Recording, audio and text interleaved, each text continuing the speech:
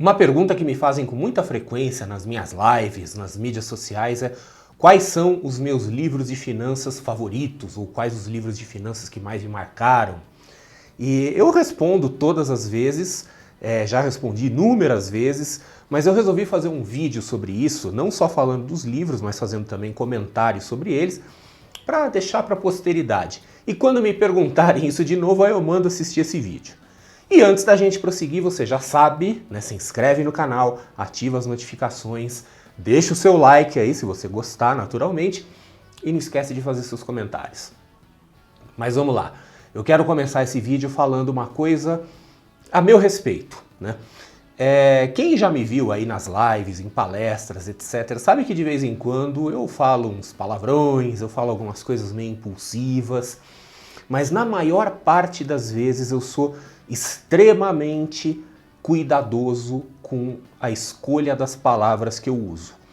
E eu quero chamar a sua atenção que esse vídeo se chama Os Livros que Mais Me Influenciaram. Não é meus livros favoritos, os livros que eu mais gosto, os livros que eu acho mais importantes, nada disso. Inclusive, quando me fazem a pergunta, né, quais são seus livros favoritos, eu sempre refaço, né, eu faço a resposta de tal forma que eu digo os livros que mais me influenciaram, né, que são os que eu vou falar aqui. Então vamos lá.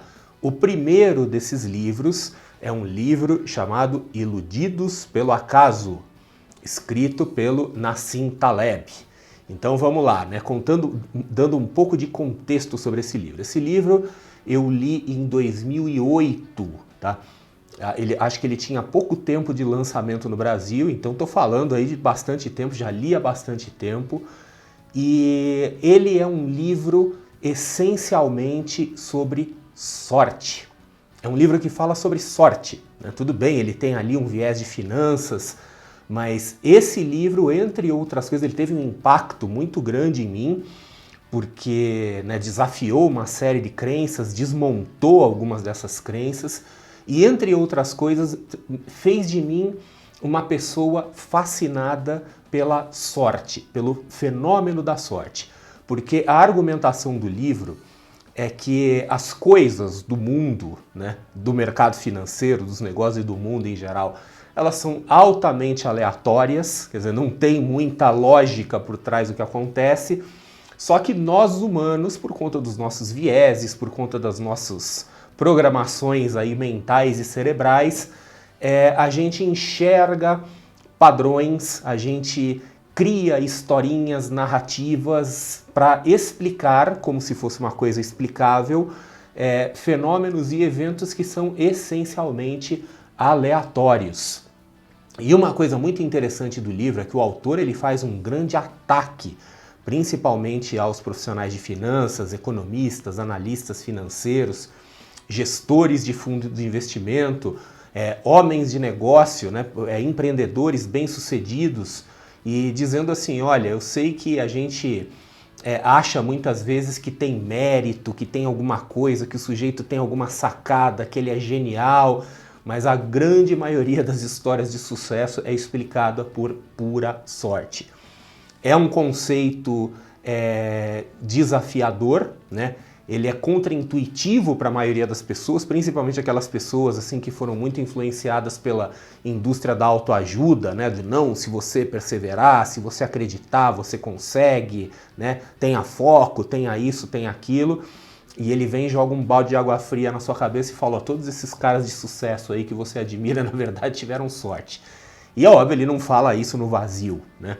Ele apresenta aí uma série de hipóteses e de argumentos no livro que fazem sentido, tanto que fizeram sentido para mim, e eu li esse livro numa época em que eu estava operando minha própria conta no mercado financeiro, eu era trader nessa época, já com bastante tempo, e aquilo foi, né, para mim também um grande banho de água fria, né? Aquela coisa assim, olha, boa parte das coisas que eu acredito está sendo desafiada nesse momento. Então foi um livro muito, muito impactante para mim, né? Mas aí algumas outras coisas que eu queria comentar sobre esse livro é que assim, eu desenvolvi uma admiração pelo autor, pelo Nassim Taleb. Ele é um cara que eu cito ele frequentemente, mas eu devo dizer o seguinte, que nos livros seguintes deles, e as coisas que ele vem falando assim, nos últimos anos, em períodos mais recentes, andam me decepcionando um pouco, né? Então eu diria assim que o Nassim Taleb é um cara que eu gosto dele, mas eu já gostei mais, né? Já no passado já tive uma maior admiração. Eu acho que ele anda falando bastante bobagem aí ultimamente, e me chama muito a atenção que muitas pessoas, principalmente pessoas que começaram a ler os livros mais recentes dele, né, Antifrágil e outras nessa linha, estão fazendo uma espécie de culto, né? Estão fazendo uma coisa, seguindo ele como se ele fosse um messias, uma coisa meio dogmática, assim, né? Quer dizer, o que ele fala é lei, e isso me chama muito a atenção negativamente, né? E outras coisas que eu queria falar sobre esse livro, uma delas é o seguinte, esse livro, ele é um livro sobre finanças, essencialmente sobre finanças. Ele depois começou a se desenvolver mais como um filósofo, principalmente um filósofo matemático, um filósofo estatístico, mas anteriormente a esse livro, Iludidos pela Casa, ele tinha outros materiais, mas eram materiais mais técnicos, né, voltado principalmente para a parte de derivativo, e esse livro inaugurou uma fase mais filosófica, que aí foi seguida pela Lógica do Cisne Negro e outros. Nesse livro, Iludidos pela Casa, ele ainda tem um DNA bastante financeiro. Então, boa parte dos exemplos que ele usa no livro são exemplos falando sobre finanças, com jargões de finanças. E uma coisa que eu queria chamar a atenção é o seguinte, esse livro ele é muito interessante. Para quem quiser entender a obra do Nassim Taleb, eu recomendo que leia tudo e leia pela sequência, porque ali tem uma coisinha que vai puxando a outra. Só que a minha recomendação é a seguinte, se você não tiver nenhuma restrição a ler em inglês, já que esse livro foi publicado originalmente, né, em inglês, leia em inglês, porque a tradução dele é problemática. E aí eu tenho alguma experiência com tradução de livros, né? Até pela família que eu nasci, minha mãe é tradutora, né? Uma tradutora veterana aí, muitos livros, inclusive livros de negócio e desenvolvimento pessoal. Tem vários livros aí que se você abrir a capa vai ver tradutora, você vai ver o nome da minha mãe ali, né? Então eu sei que o processo de tradução do livro ele é um processo complexo, ele é um processo problemático, sempre tem perda de informação na tradução, é inevitável. Tem um ditado italiano que fala que o tradutor é traidor, né? Ele trai o autor do livro. Só que esse livro em particular, o Iludidos pelo Acaso, ele para mim é a prova definitiva de que esse ditado italiano é verdadeiro. Porque o livro é muito bagunçado, né? Livros de negócios, livros de finanças, geralmente eles são traduzidos e após a tradução é feita uma revisão técnica. Se chama alguém técnico da área para ver se todos os termos técnicos estão corretos. Eu já fui revisor técnico de muitos livros de finanças e economia traduzidos para o português. Então eu sei como é que é esse processo. É aquele cara que ele vai, né, porque o tradutor, ele muitas vezes não conhece os jargões. Então vai o revisor técnico para arrumar aquilo lá. A impressão que eu tenho é que esse livro, pelo menos na primeira edição dele, que eu li em português, não passou por uma revisão técnica. Então estava bem bagunçado e novamente eu ressalto, se você não tiver restrição em ler em inglês, leia em inglês porque vai ficar mais fiel àquilo que ele quer falar. Muitas coisas, principalmente termos técnicos, foram traduzidos de uma forma muito, muito esquisita. E outra coisa que me chama a atenção desse livro, né, como eu comentei, ele é um livro sobre sorte, que ele fala que boa parte do sucesso, principalmente o sucesso nos investimentos, que é explicado como competência, que é explicado como boa técnica, na verdade não passa de sorte, né? O autor ele esculacha ali todo mundo, né? Todo mundo da área de investimentos.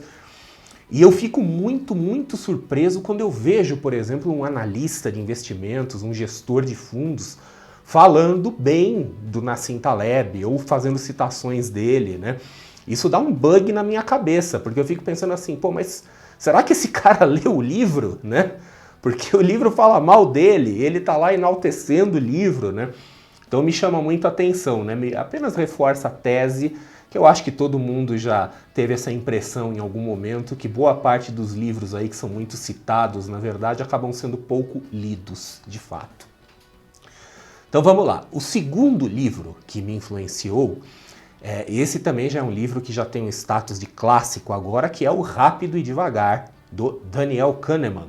Então, Daniel Kahneman, para aqueles que ainda não foram apresentados, ele é um psicólogo, ele é um israelense, né? Ele é de origem israelense, mas ele é um cidadão americano, foi ganhador do Prêmio Nobel de Economia em 2002 e é considerado um dos papas, né? Um dos patronos aí da economia comportamental. A economia comportamental é aquela área cinza assim, que fica entre a economia e a psicologia e que procura explicar as nossas decisões econômicas à luz da nossa irracionalidade. Então esse livro é um livro interessantíssimo, eu considero ele um livro obrigatório para quem se interessa por finanças e economia, mas o que eu quero chamar a atenção desse livro é o seguinte: ele é um livro grande, é um tijolão de respeito, denso, né? Eu tive uma certa dificuldade, eu demorei para ler esse livro, e olha que eu normalmente leio rápido, né? Eu acho que eu levei aí mais de um mês para ler esse livro, e eu tinha o livro comigo, né? Eu não tenho certeza, na época que eu li o livro foi em 2012, né? Foi 2012 não, 2014 que eu li esse livro, e eu não sei se nessa época ele já estava traduzido para o português, eu li em inglês. E era aquela coisa, eu tinha comprado o livro antes disso, eu ficava evitando, né? Porque aquele livro grandão, intimidador, né? Aquele tijolaço, assim. E a hora que eu peguei o livro, eu levei um tempo para digerir aquilo, porque ele é um conteúdo denso, em alguns momentos ele é chato, ele fica meio embolado demais, mas ele tem uma coisa que para mim é uma surpresa extremamente positiva, ele melhora muito no final. E em particular a última parte do livro, a última seção do livro, que o autor chama de os dois eus, se eu não me engano, ele fala muito sobre felicidade. Quer dizer, ele discorre sobre economia comportamental e no final do livro ele fala sobre felicidade. Essa última parte do livro teve em mim um impacto, quer dizer, além de todo o impacto do conhecimento técnico econômico anterior, né, essa última parte teve um impacto que é aquele impacto que a gente espera de um livro de autoajuda, de um bom livro de autoajuda. Quer dizer, eu li aquilo e realmente eu comecei a pensar diferente, né? Aquilo mudou um pouco a minha forma de enxergar as coisas. Então, foi uma grata surpresa no final do livro. Foi um livro difícil de digerir aquilo ali, né? Demorou, foi arrastado, tal, mas chegou no final, compensou. E é um livro, de novo, eu reforço, esse livro é obrigatório para quem tem interesse aí na área de finanças. O terceiro livro é um livro que ele não foi traduzido para o português. Esse livro ele tem um título horroroso e o conteúdo dele é horroroso também, mas eu vou explicar, né? E é por isso que eu faço questão de dizer assim, ó, livro que mais me influenciou, não é necessariamente o melhor livro. Esse livro se chama, em inglês, Trade Your Way to Financial Freedom, né? E ele foi, o autor do livro é um psicólogo também, mas é um psicólogo americano de origem chamado Van Tharp. Esse livro ele é um livro voltado principalmente para operações financeiras, ou pode ser operações de investimento, mas ele tem um quesinho ali mais para as operações especulativas, o trading. Não é à toa o nome do livro Trade Your Way, né? Trade Your Way to Financial Freedom. E esse livro, ele é um livro que ele fala majoritariamente sobre gerenciamento de riscos em operações financeiras.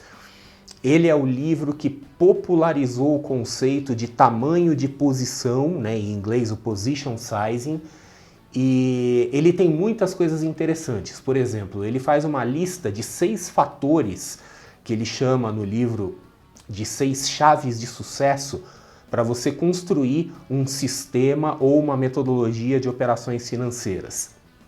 E outra coisa que é muito, muito interessante desse livro é que em determinado momento do livro ele menciona uma pesquisa, que ele diz ter feito essa pesquisa, em que ele testou sistemas de investimentos, em que um dos sistemas ele era totalmente focado na entrada, na seleção dos ativos, na seleção das ações, sem um bom arranjo de gerenciamento de risco.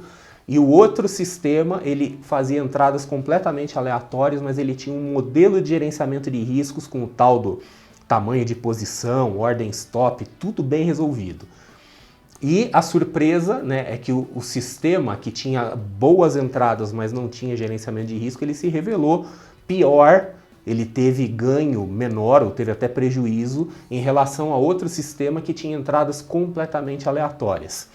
Então, o resumo da ópera, a tese do autor é que a entrada de uma operação financeira é o fator menos importante.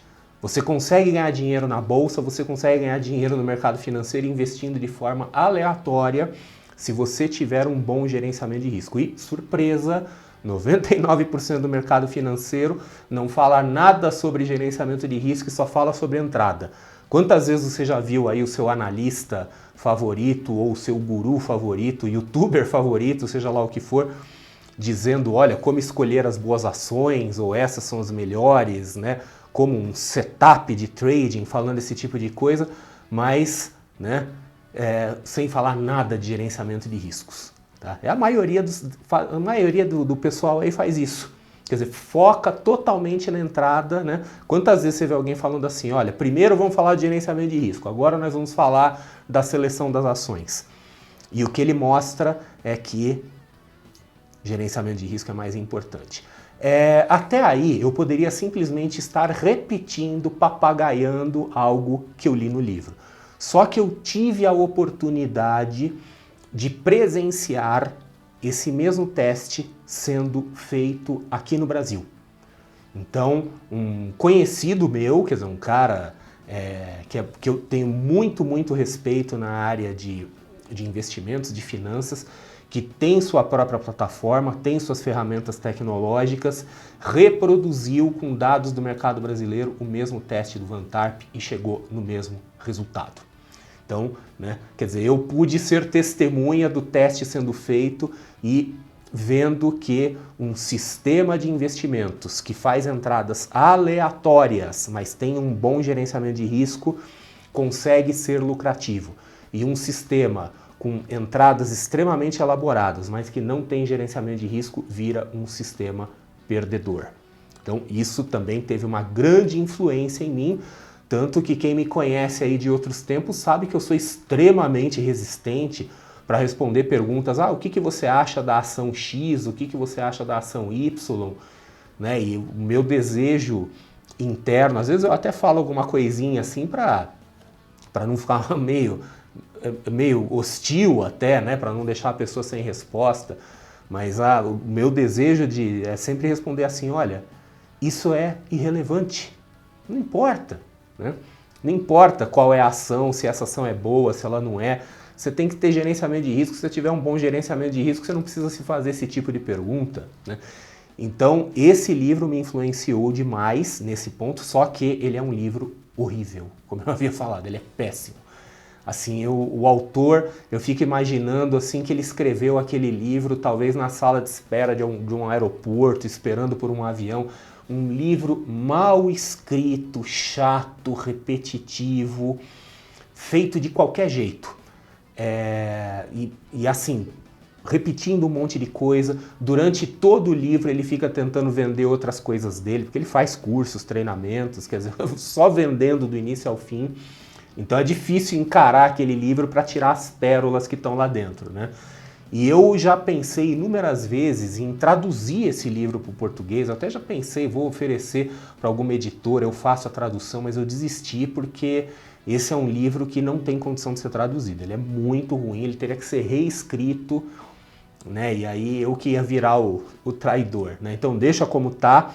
Se você tiver aí uma certa intimidade, né, com o vernáculo shakespeariano, né, quer dizer, se não tiver nenhum problema em ler em inglês, leia esse livro, é interessante, mas já está avisado, esse livro tem problemas, né?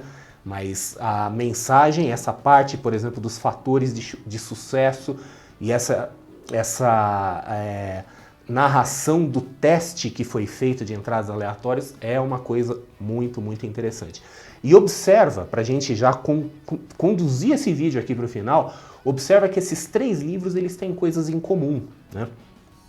que é essa questão da aleatoriedade, da nossa percepção, da sorte, do hábito que a gente tem de colocar importância em coisas que na verdade não têm importância, né? Quer dizer, se preocupar demais com a seleção de ativos financeiros ou achar que gurus e analistas e etc. realmente têm algum tipo de capacidade preditiva e coisas do gênero.